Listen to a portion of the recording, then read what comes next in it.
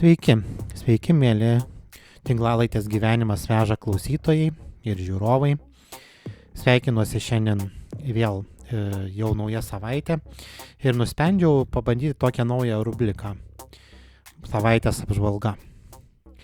Aptarsim trumpai, ką per šią savaitę, kas įdomaus vyko ir tai, ką noriu su jumis pasidalinti.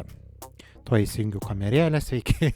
Čia tokį biškį jungiau truputėlį efektą kitokį, kadangi yra dienos šviesa ir jau filmuoju vakaras, tai įjungiu šviesą, tokis įdomus gaunasi, dar biškį patvarkiau, įdomu uždėjau white balansą vadinamą kitokį truputį. Taip nusprendžiau pabandyti. Tai va. Ir šita savaitė buvo labai įdomi. Man kaip ir atostogos, bet žodžiu, nusprendžiau paskirti laiko išvykti į Kauną ir turėjau labai fainą koncertą Paulinos Paukštaitytės Žalgirio arenoje, kuris man iš tikrųjų labai patiko. Ir Paulina Paukštaitytė pirmą kartą turėjo tokį rimtesnį koncertą, jau kur su tiek daug žiūrovų, toks jos didžiausias koncertas. Ir tie, kas mane sekat Instagrame, jau matėt mano būtent pasidalintą story.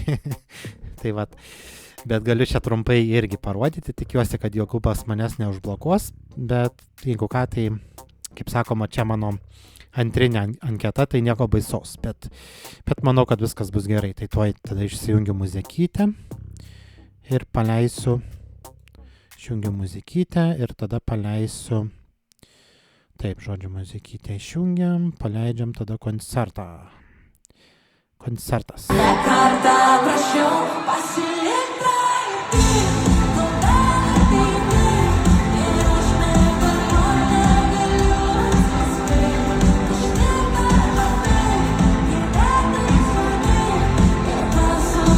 ir su manim pasilikti, ką padaryti, tiesa negydo, o tik kelia vis stipriau, tai tu sugrįžti, aš negaliu pabėgti, noris būti tik arčiau, savanaudiško mintim, įsikibęs į mane, noriu nieko nesupranti, bet žinau, kas bus ryte, savanaudiškai elgiuosi ir save kaip tu šalia, ne kartą prašiau pasilikti. Tai va, toks buvo trumpas ištrauka, būtent to koncerto, tą jau matėt mano Instagramo storyje, bet taip pat nusprendžiau pasidalinti ir tada grįžtu, vėl įjungiu muzikytę. Aš kadangi viską pats valdau, tai man biškį yra, ir kadangi įrašinėjimas vyksta viskas gyvai, naudoju OBS studio ir kadangi viską tenka pačiam valdyti, tai truputį gaunasi delėjus, bet su laiku aš viską išmoksiu. Tai va, tai čia mano kaip vardoma tokie eksperimentai. Tai va, ir ką dar norėjau pasidalinti, irgi trumpai, tai jau pražydo sakuros Kaune, tai irgi labai faina.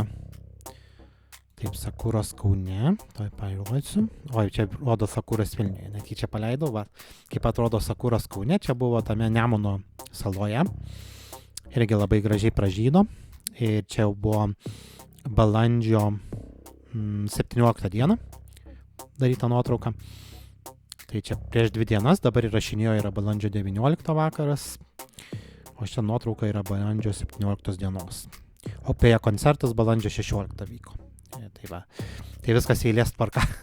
Tai va, tai parodo gražią nuotraukytę, labai faina, kaip pražydo sakuros. Dabar jau tikrai pavasaris, ta gera nuotaika. Ir iš tikrųjų tas labai svarbu.